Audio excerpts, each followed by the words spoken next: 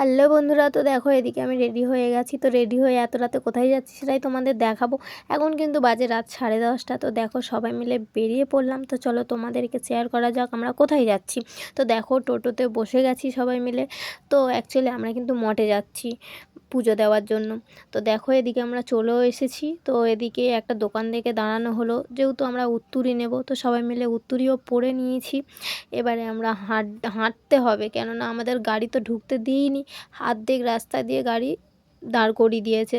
হেঁটে যেতে হবে, রাস্তাটা শুধু একবার দেখো। তো যতই হোক বাবার কাছে যাচ্ছি বলে কথা। তো 1টা বাজে আমরা মন্দিরের কাছে চলে এসেছি, দেখো সেটাও তোমাদেরকে শেয়ার করলাম। তো এসে আমরা স্নান করার জন্য চেঞ্জ করে চলে গেলাম। তো একবার শুধু তোমরা পুকুরটার অবস্থা দেখো, কি অবস্থা।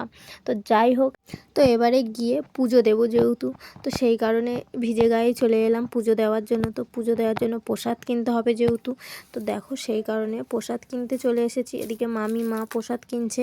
তো এদিকে দেখো আমার ছেলে ওর বাবার ঘাড়ের ওপর উঠে বসে আছে, যেহেতু ধীর না। তো দেখো এখন বাজে রাত 3:30, আমরা টোটোতে বসে আছি, এখনও বাড়ি যাইনি। তো এদিকে ঠান্ডা লাগছে বলে ওই জন্য গামছাটা গায়ে ফেলে নিয়েছি। যেতে যেতে দেখলাম গাছে কত ফুলে আছে, তো তুলে নিলাম, ঘরে গিয়ে পুজো দিয়ে দেবো। তো তোমরা কে কে মঠে গিয়েছো অবশ্যই কমেন্ট করে বলো। তো চলো আজকের মতো টাটা।